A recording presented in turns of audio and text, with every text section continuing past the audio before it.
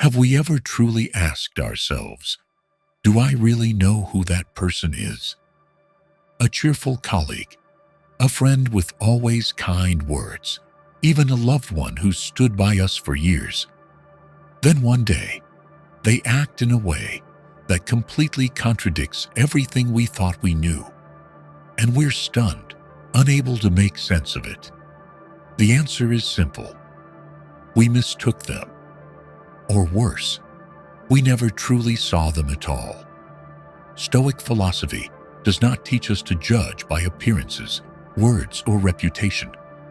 It urges us to look at what happens in moments beyond one's control, when the true nature, even to its owner, is laid bare. In this video, we'll explore 5 simple yet profoundly effective ways to see a person's true nature, not by watching for 10 years, but by watching the right moment. And most importantly, this isn't just about understanding others, but also understanding ourselves. 1. Anger, where emotion strips, morality bare.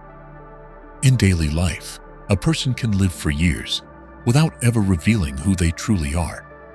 We communicate with smiles, polite greetings, and socially conditioned behavior tailored to fit environment, culture, or the need for acceptance. But these are only surface layers, easily shaped by circumstance. They say little about the true essence beneath. That essence often emerges only when a person loses control. One such moment is anger. From a Stoic viewpoint, anger is not just a sudden emotional flare. It is the most revealing moral test we face. Unlike emotions like happiness or sadness, which can be softened or masked by social norms, anger tends to tear down every facade. The first thing lost in anger is control. And when control is gone, what remains is the real self, unfiltered, unguarded, and raw. Someone may be adept at hiding their darker emotions in daily life, appearing kind, calm, even humble. But if in an argument they shout, insult, break things, or become violent, those actions aren't simply caused by anger, as people often claim. That is who they are. Anger doesn't change character, it exposes it. A person lacking compassion will show contempt in anger. One who seeks control will become domineering. The prideful will use anger to reassert their wounded ego.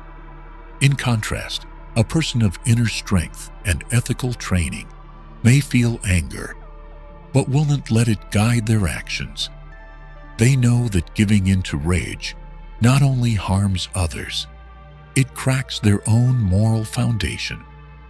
Stoicism teaches that behavior, not words or fleeting emotions, is the true measure of character. And it's in moments of anger that behavior is most honest. This is where reason is tested, when instinct urges us to strike back. If a person can still choose a responsible response, no insults, no blame, no harm, it's a sign of true emotional and moral maturity. Those who excuse poor behavior with, "I just lost my temper," often fail to grasp the ethical responsibility of emotion. They treat anger as an accident, as if they had no choice. But Stoic philosophy insists that self-control can be cultivated. Letting anger lead means forfeiting self-mastery, a fundamental trait of any mature individual. Anger also unveils hidden prejudices. Someone with discriminatory tendencies will reveal them in rage. Someone harboring internal conflicts will become bitter. Repressed fears of being disrespected, of inadequacy, of self-contempt surface and turn into attacks on others. More importantly, anger doesn't just destroy relationships, it reflects us back to ourselves. One may dislike who they become in anger, because in that moment, they see an honest yet unflattering version of themselves. If they observe and learn from it, they gain a chance to understand their fears, limits, and flaws. But if they always blame others, anger will remain a doorway for their worst instincts. So if you want to know who someone truly is, don't just listen to what they say, or watch them when life is calm. Watch them when they're angry. That's when character appears. And if someone still holds on to dignity, respect, and composure in that moment, you've met someone with real inner power. One of the most common misunderstandings about Stoicism is that it demands we reject emotion and live like cold, logical machines. But that's not its essence. Stoicism doesn't deny emotion. It teaches us to see it clearly, understand it fully, and take charge of how we respond to it. Ancient Stoics like Marcus Aurelius, Seneca, and Epictetus accepted that emotions are natural. They are instinctive responses shaped by how the mind interprets events. For instance, feeling anger after an insult can happen spontaneously. But what matters isn't the feeling, it's what we do with it. Stoicism doesn't call us to suppress anger or sorrow, because suppression only buries the emotion deeper, twisting it over time. Repression leads either to eventual outbursts or to emotional numbness. A person who constantly suppresses without understanding may become detached, even from themselves. That is not Stoicism. That's emotional avoidance, not mastery. Stoics believe emotion has no inherent right to rule behavior. You may not choose the rise of anger, but you can choose not to act on it. You can pause, examine it, and respond with reason rather than instinct. Between emotion and action, there is space, and in that space, the Stoic cultivates inner freedom. At the heart of Stoic emotional control lies understanding the source of emotion, not denying its presence. If someone is hurt by another's words, their anger comes from assigning those words personal weight. But if they recognize that their worth doesn't depend on others' opinions, they no longer feel threatened.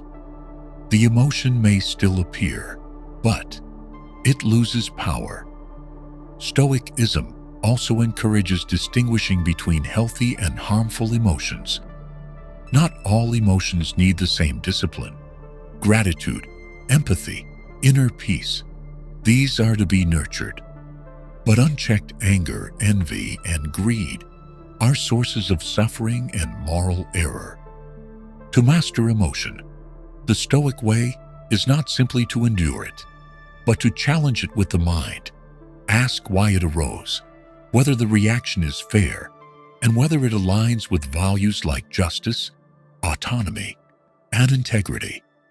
Through this, emotion finds its proper place, not rejected, but no longer in control. Stoicism values mindfulness in every act. When emotion arises, the Stoic becomes the observer, not a participant in the drama. Like a soldier guarding a city in a storm, they neither panic nor freeze. They know the storm will pass, and their task is to protect the inner order until it does. Time is also a crucial ally. Stoicism teaches that strong emotion clouds judgment. Never decide while under its spell. Let emotion cool.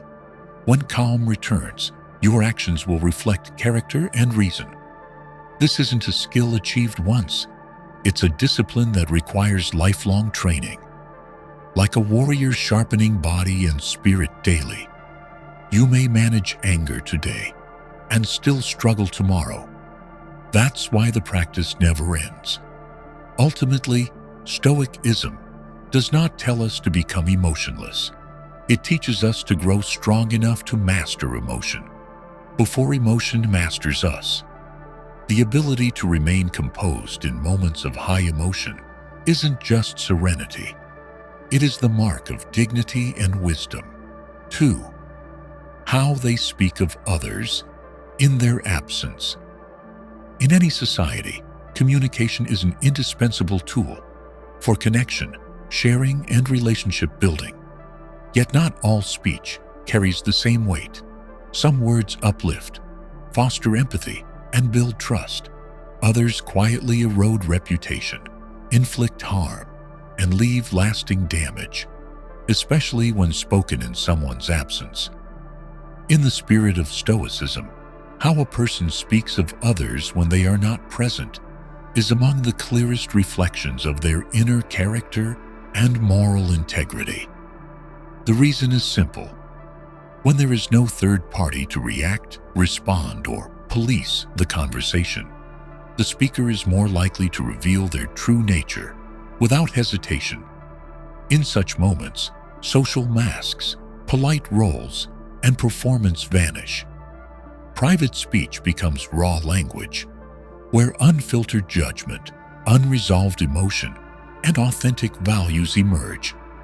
If a person consistently mocks, belittles, or ridicules others behind their backs, that behavior reveals an inner landscape shaped by insecurity, envy, or a wounded ego struggling to shield itself. Stoicism teaches us to observe behavior over promises, and few moments offer a clearer glimpse into a person's ethical core than what they say when no one is watching. A truly kind person does not speak kindly only for an audience. They uphold fairness and caution, even when there are no consequences urging them to do so. Such consistency is proof that kindness is not a social tactic, but a trait woven into their character. Conversely, when someone easily resorts to insult or judgment in private, they reveal not only their view of others, but the very architecture of their own thinking. For example, a person who minimizes others' success may be burdened by feelings of inferiority or neglect. One who highlights others' weaknesses might be hiding dissatisfaction with themselves. These reactions stem from unhealed parts of the psyche, and words become the clearest channel through which they surface. From the Stoic perspective, speech is a form of action. Marcus Aurelius reminded us that even the smallest acts shape or corrode our moral fiber. When our words carry harm, even in secret, they leave a mark on the speaker's own mind. They foster habits of negativity and corrode virtues like calmness and fairness, core values for anyone committed to self-mastery. Private words also subtly affect the listener.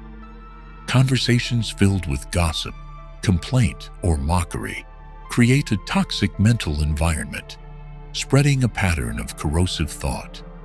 If the listener is not vigilant, they too may absorb this bias, form unjust views, or lose trust in someone unable to defend themselves. Over time, this erodes communal trust, weakens bonds, and sows division.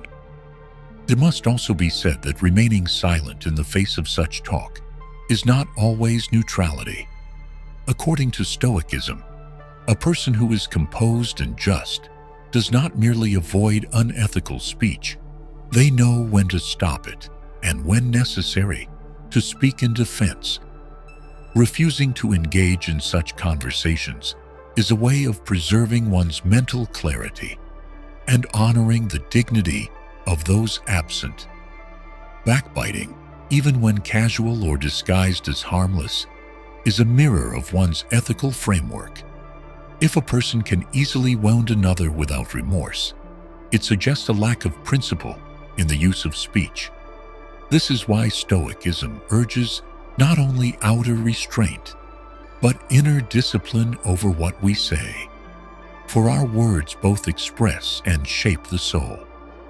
In truth, one of the clearest ways to know someone's character is to observe how they speak when the subject is not in the room. This is when social filters drop and raw self-expression takes over. Noticing this doesn't just help us see others more clearly. It reminds us to guard our own tongue. For every word spoken may reveal a soul, often in ways no one expects. In relationships, speech wields immense power, not only to convey, connect, and express, but also to shape perception and trust. When someone uses it to judge, belittle, or betray another in their absence, they affect more than the person spoken of. They send a signal about who they themselves are. From the Stoic view, this is not harmless chatter.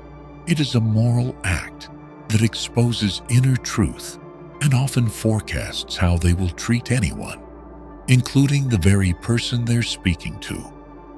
One of Stoicism's pillars is observing action over speech. Yet when words are repeated under certain conditions, such as habitual negative talk in private, they become actions in themselves. Like any habit, this speech pattern shapes character. A person who shares secrets, distorts facts, or tears others down in their absence is not tailoring this behavior to the audience. It's a general operating mode, and it applies to every relationship, even to those they claim to value. There is a consequence to this that's often overlooked. Those who speak ill of others in front of you will eventually speak ill of you in front of others. This is not cynicism. It is the logical outcome of speech without principle. If someone lacks a moral boundary around how they treat the absent, they will lack it for everyone, including family, co-workers, or lifelong friends. A person's core nature doesn't change with circumstance. It only hides or reveals itself depending on conditions. Stoicism holds that verbal integrity is essential to character. Speech isn't just a tool for interaction. It is a signpost of one's values. If someone can use another's personal story for laughs, for attention, or to elevate themselves, it reveals a void of respect and fairness. This absence of integrity doesn't only harm the subject of the words, it undermines trust between speaker and listener. From a practical standpoint, listening to gossip places the hearer in a compromising position. The Stoic is not only mindful of their own conduct, but wary of environmental influence. Exposure to a stream of mockery and criticism can infect one's thinking. Over time, the listener may grow skeptical, bitter, and develop a judgmental worldview. So the act of listening silently should also be recognized as morally significant. Another key issue is safety in relationships. In an environment where gossip is routine, trust crumbles. People withhold their true selves out of fear of becoming the next topic. These relationships become superficial, fragile in the face of real conflict. This violates the Stoic ideal, a life rooted in trust, honesty, and virtue. Backbiting also reveals a worldview. Someone who fixates on others' flaws likely sees life through a lens of deficiency, lacking confidence, fairness, or self-awareness. By contrast, a morally grounded person speaks truth when necessary, but never uses it to demean. Their silence is not fear but discernment. Not all truths belong in every moment, and not all correctness justifies harm. In life, Stoicism offers a clear reminder: live as if everything you say will be heard by the person you speak of. If someone can remain fair and respectful in every conversation, regardless of who's present, it reflects true stability and personal dignity. On the other hand, someone who constantly adjusts their tone to fit the listener likely lacks a firm ethical center and is governed by circumstance and emotion. In the end, speaking ill of others is not merely an emotional slip, It is a test of loyalty and virtue. It reveals the extent to which a person honors the values they claim and hints at how they may treat us in time.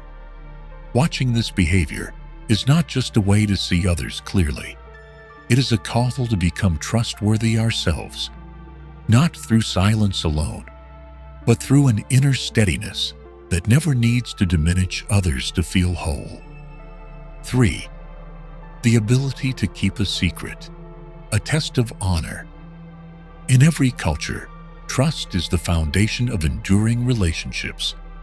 One of the clearest expressions of trust is when someone chooses to share a secret, something they've told no one else. Secrets often carry private, vulnerable, or sensitive information, and sharing them is not merely a transfer of knowledge, but an act of entrusting control of that knowledge to another, along with an unspoken expectation that it will be guarded with responsibility. From the Stoic perspective, this is no trivial matter. On the contrary, keeping a secret is a profound moral test, one in which human dignity is revealed more clearly than through any public promise. The Stoics believed that actions done in solitude, choices made without oversight or reward, are the most accurate indicators of true moral character. And keeping a secret is one of those moments. A person may declare loyalty, integrity, or trustworthiness, but nothing proves this more than the choice to remain silent about something that could benefit them if disclosed. If someone knows something that could win them attention or favor, yet they choose to stay silent, that act reflects the restraint of ego and the prioritization of ethical values over personal gain. This is the Stoic ideal, a self-governing individual led by reason, not driven by fleeting urges or superficial emotion. A secret is not just information to protect. It is a moral burden the knower must carry. Someone lacking discipline or respect for the one who confided in them may, knowingly or not, use that secret to satisfy vanity, gain attention, or manipulate others. But for the Stoic, keeping a secret begins with self-awareness and deep respect for the vulnerability of another. Not everything we know should be spoken. Not every truth must be exposed, unless it serves a greater aim: justice, kindness, or awakening. Stoicism views character through the lens of ethical choices. In a world where words spread easily and information is often used for entertainment, validation, or social leverage, principled silence becomes a rare form of strength. This silence is not avoidance. It is a declaration of loyalty, self-control, and understanding of the long-term weight every word carries. One who keeps a secret not out of fear or obligation, but because it is the right thing to do, demonstrates moral strength independent of circumstance. Without needing to be watched or praised, they hold the line.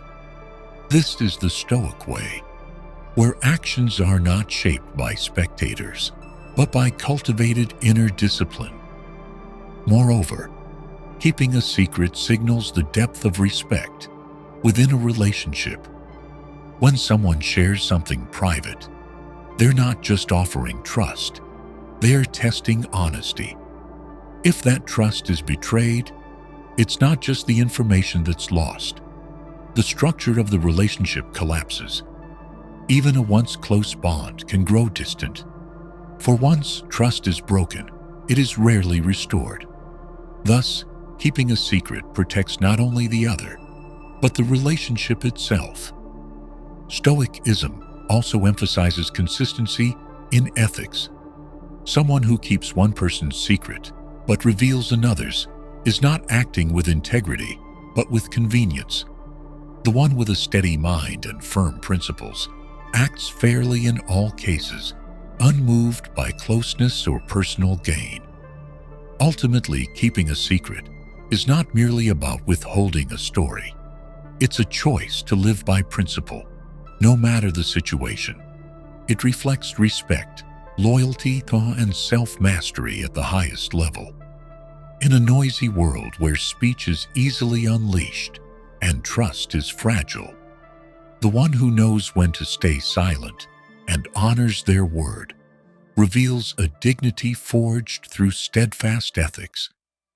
In any society, speech is considered one of the most significant human expressions, not only because it transmits information, but because it reflects thought, character, and moral maturity. When someone is entrusted with a secret, they're not merely receiving private facts, they are assuming a moral responsibility. Failing to preserve that trust, even in a conversation that seems harmless, signals a lack of readiness to bear the ethical weight that words carry.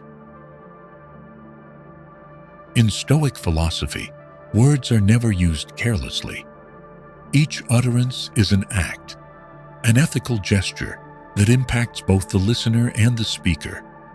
Revealing a secret that isn't yours is a prime example of speech used without regard for consequence. One who breaks such trust often fails to see that the damage isn't limited to the subject, but undermines the very foundation of trust itself. Something hard-won, easily lost. Someone might excuse themselves with, "I only told one close friend," or "It's not a big deal." But such attitudes show a poor grasp of personal and moral boundaries in communication. From the Stoic view, this is a failure to practice self-governance. Those who spill secrets are usually impulsive, driven by a desire to appear important, gain attention, or control a social moment. They are led by emotion and social craving, not by reason's quiet authority. The ability to restrain speech, especially when holding weighty knowledge, is a mark of inner discipline. The Stoic does not see language as a tool for attention, but as an expression of honesty, thoughtfulness, and respect. To speak what should remain unsaid, or to share what one does not own, is to violate a basic ethical line: the duty to protect others' privacy and dignity. Moreover, failure to keep a secret shows a lack of awareness about long-term consequence. In a single moment, a word may bring amusement, intimacy, or social bonding. But that doesn't erase the betrayal that secret sharing entails. The listener may laugh now, but the person spoken of, if they find out, may be deeply hurt. More importantly, the trust the speaker had with those around them quietly begins to decay. Even if unspoken, caution sets in.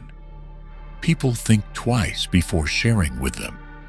Invisible distance forms.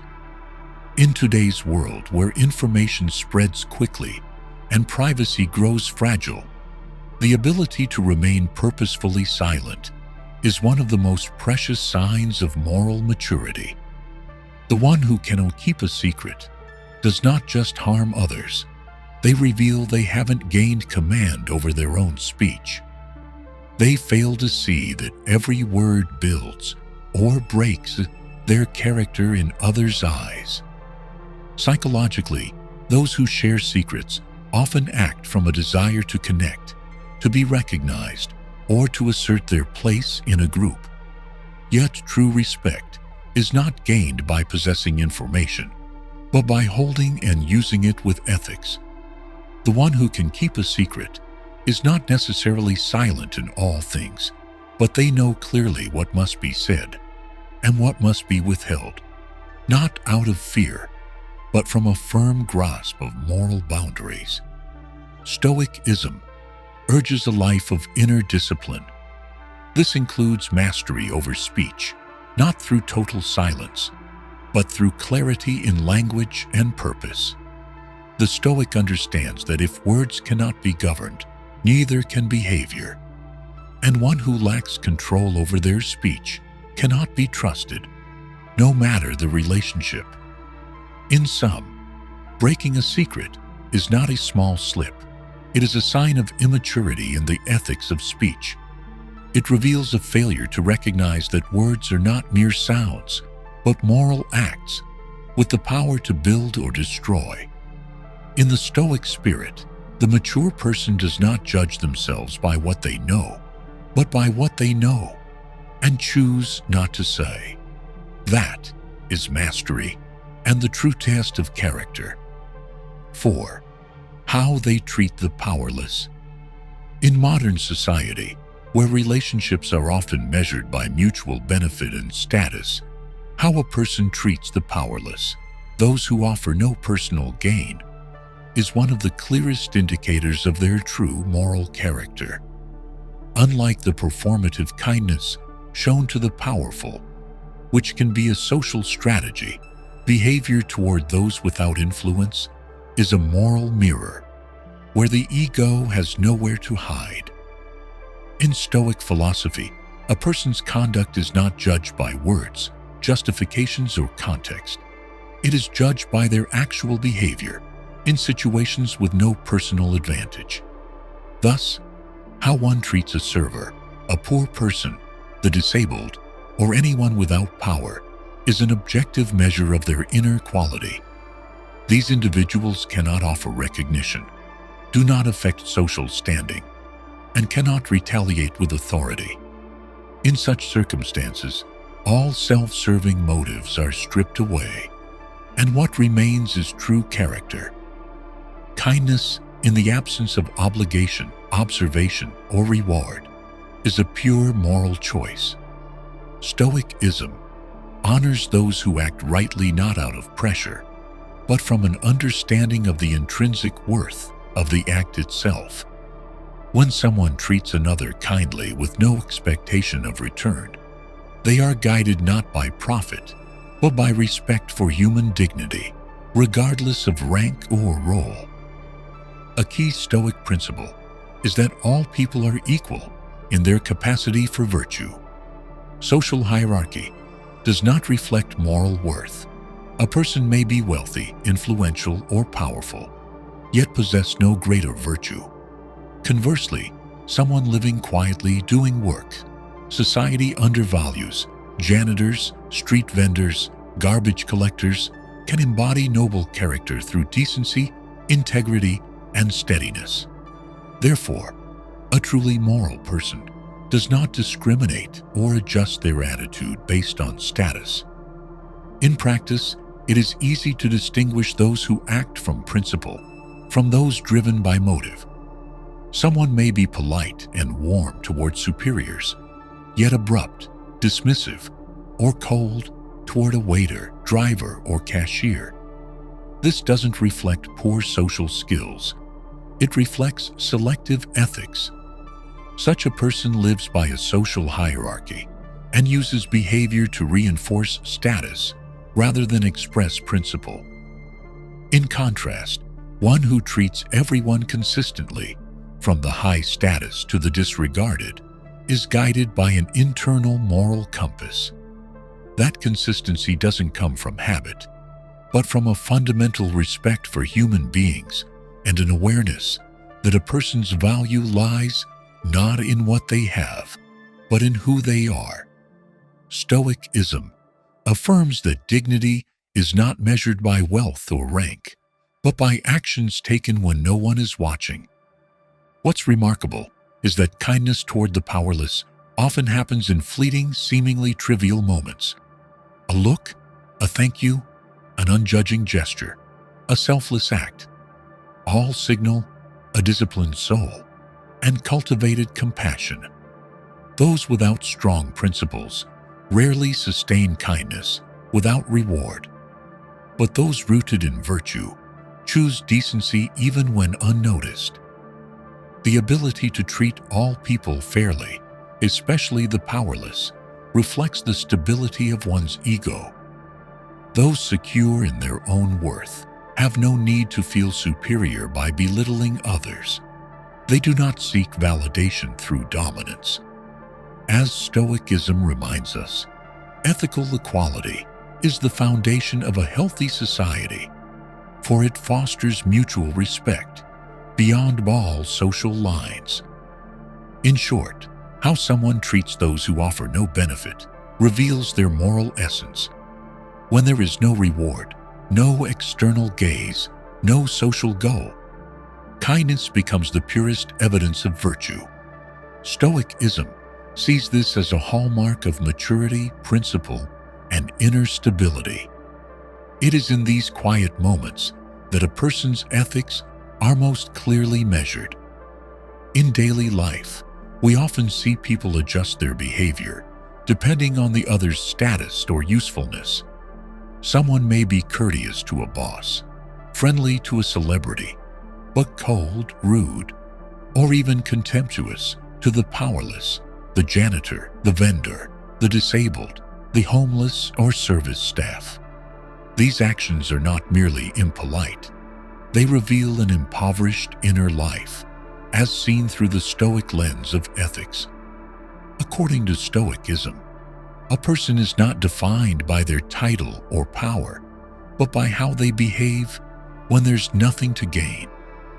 When someone shows disdain for the powerless, it reveals nothing about the person being mistreated, but everything about the one doing it. Contempt does not arise from real strength, but from insecurity, inner chaos, or a need to assert worth by lowering others. A common psychological mechanism among those who look down on the powerless is the reliance on social status to define self-worth. They rank people by title, income, influence, or appearance, and operate within a mental hierarchy. When they encounter someone beneath them in that structure, they respond with disdain as a way to feel superior. But this superiority is an illusion. It is the product of a fragile ego that needs someone below to feel worthwhile. Stoicism rejects grading human worth by wealth or influence.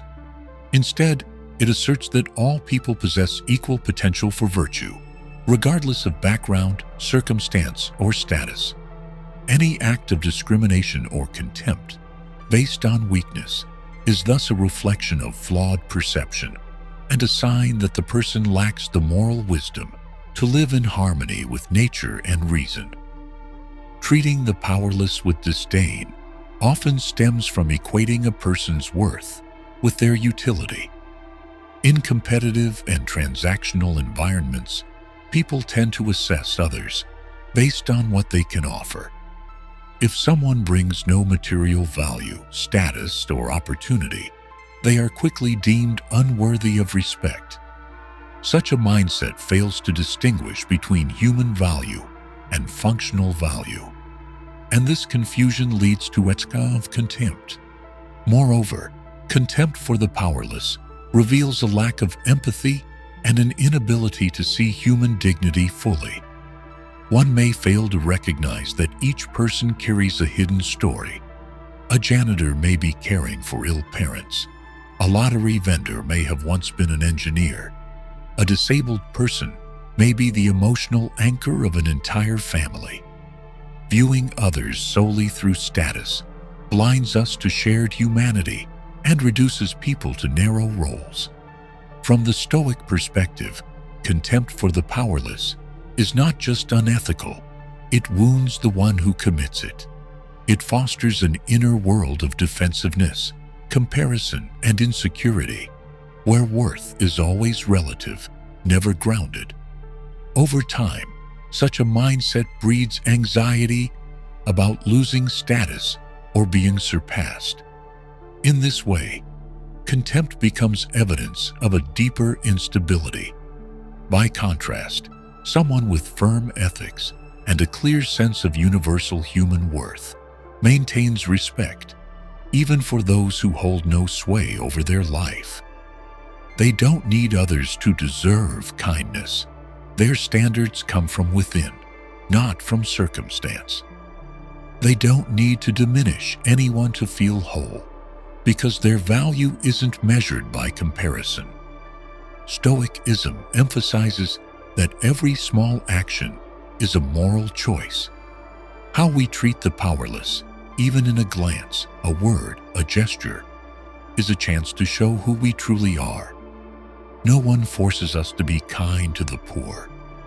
No one monitors our behavior toward the lowly. But it is precisely in those unseen moments that our real nature is revealed. In the end, contempt for the powerless doesn't show strength. It reveals inner lack. It reflects a worldview that reduces people to their utility, an insecurity masked as arrogance, and an untrained ego. According to Stoicism, true strength is shown in respect for all, regardless of circumstance, because dignity lies not in status, but in the choices we make when there is no need to be kind. 5. Responses to success and failure. In popular culture, success is often portrayed as the ideal state, a desirable destination where one is praised, admired, and rewarded. However, from the Stoic perspective, success is not merely a reward or result. It is a profound test of character. Unlike adversity, which forces us to endure and adapt, success removes external restraints. In that freedom, our true nature emerges. On the path to success, people often behave in accordance with social norms, displaying cooperation, humility, and relentless effort, mostly to achieve a specific goal. But once that goal is achieved, many no longer feel the need to maintain those appearances. Patience may vanish, kindness may give way to arrogance, and moral boundaries once observed can easily be dismissed. In such cases, success doesn't create a new person. It reveals the one who has always existed behind the mask.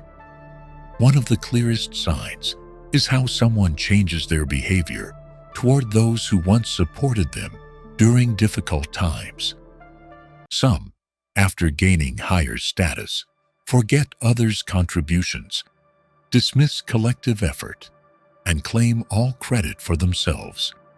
In such an environment, praise becomes a tool of manipulation, and humility a discarded virtue. Authentic relationships lose value because, in their view, success alone defines personal worth. From the Stoic viewpoint, this is proof that the person never built a foundation of lasting virtue. For someone with true inner strength, success does not erode humility. They understand that success is temporary, shaped by many factors, not only personal effort, but also circumstance, others' help, and uncontrollable forces. This awareness grounds them, preventing success from distorting their self-image. Success also fosters a sense of control, causing some to become domineering, dismiss others' opinions, or impose their thinking as universal truth. They believe that having done it makes all their views correct. Yet this attitude reveals a dependence on achievement to define identity, something Stoicism consistently warns against. When self-worth is tied to outcomes, people are easily misled by illusions of power and status, forgetting that virtue, not accomplishment, is the core of a good life. Moreover, success can alter how one treats those of lesser status. Where they were once friendly, respectful, and open, they may become distant, selective, or condescending. They believe their superiority entitles them to behave differently, exposing an ego never controlled, merely hidden beneath circumstantial humility. With status secured, the truth emerges unfiltered. Stoicism does not reject success, but sees it as a subtle test of ethics. Unlike failure, which demands endurance, success invites carelessness. There are no obstacles, no voices of restraint, no reasons not to indulge. And precisely for this reason, one's choices in such moments best reveal moral depth. Not being forced to be good, but choosing good. That is virtue. Often people fail to notice how they've changed after success. They don't see that they listen less, empathize less, and begin to disdain the very values they once upheld. They lose mindfulness, a core Stoic trait for sustaining integrity. And as Stoic philosophy reminds us, losing awareness is the first fracture in moral structure. Without reason and humility, success easily becomes a distraction from one's true values. Ultimately, success is not the cause of change, but the catalyst that exposes what was always there. When one reaches a position where behavior no longer needs filtering to protect opportunity, their true nature is revealed. That is why, in Stoicism, success is not seen as proof of a good life, but as a chance to test inner strength, humility, and self-honesty. Failure is an inevitable part of human life. No one escapes moments of loss, defeat, or unmet expectations. However, the distinction lies not in who fails and who doesn't, but in how each person responds to failure. From the Stoic view, failure is not an end, nor is it a collapse of worth.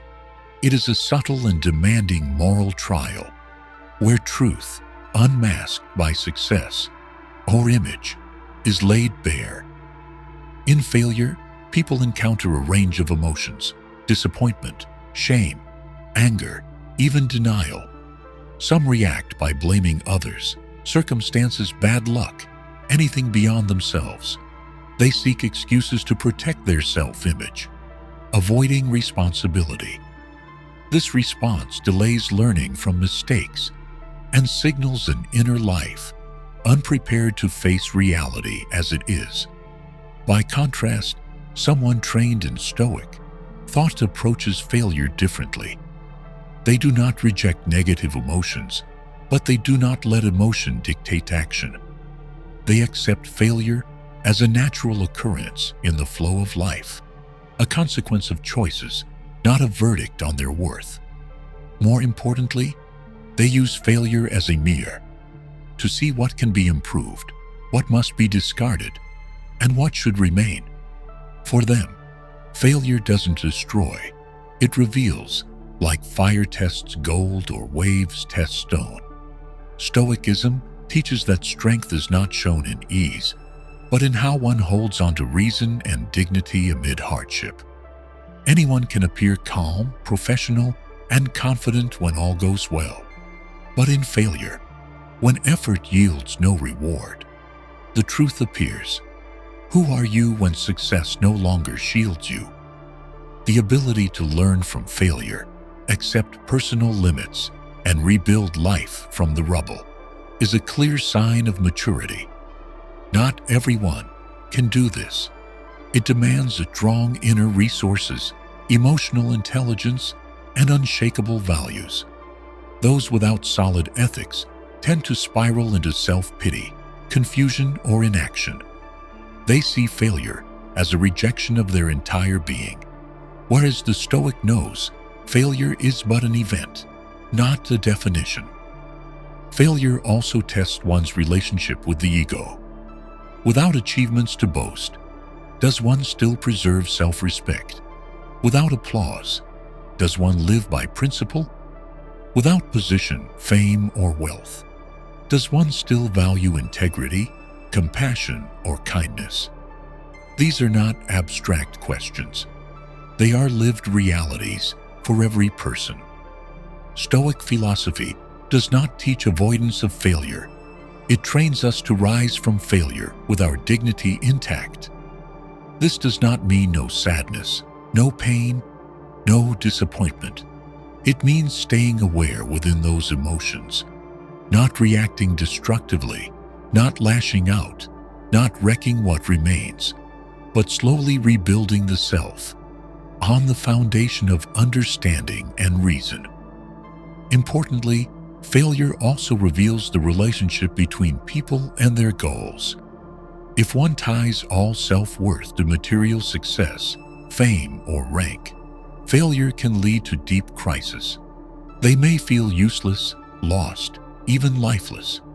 But if one anchors value in virtue, living with responsibility, honesty, autonomy, and fairness, then failure doesn't destroy that core. They remain intact, and from that center, they draw strength to rise again. In a world that glorifies speed and achievement, failure is often viewed as shameful. But from the Stoic perspective, it is an opportunity to cleanse the ego, reset expectations, and return to core values. Without failure, we never truly know what we're made of, whether it's substance or illusion, true resilience or a fragile shell built by fleeting success. In the end, failure is not an event that ruins us. It is a mirror reflecting our true nature. When there's nothing left to lose, people act from who they truly are. And if within them lies reason, virtue, and dignity, they rise, not to reclaim old ground, but to live in accordance with themselves. In the Stoic spirit, this is not only the right response, it is the clearest proof of inner strength and moral maturity. After reflecting on everything shared above, I came to a hard truth. For most of the time, we are not truly living authentically. We react out of habit, act out of interest, praise or criticize based on emotion, and treat people differently depending on who stands before us. But when I began observing myself, when I was angry, when I was praised, or when I stood before someone who could offer me nothing, I started to see myself more clearly than ever before. Stoicism doesn't teach me to be perfect. It teaches me to be awake. It reminds me that how I respond to failure, how I keep a promise when no one knows, how I treat the server at a coffee shop, all of it speaks on my behalf. And the most important thing is, I have the power to choose my response. That is the most fundamental freedom, one that no circumstance can take away. I didn't begin practicing Stoicism with grand theories, but with the smallest actions, not replying in anger, staying silent in the face of gossip, and being kind to strangers. From there, I felt I was rebuilding a steady foundation, not for others to admire, but so I could remain grounded when life starts to shake. If you found value in what was shared, don't forget to like, subscribe, and turn on notifications so you won't miss future content. And remember this, truth's character needs no announcement, only a life that honors what we believe is right. I'll see you in the next video.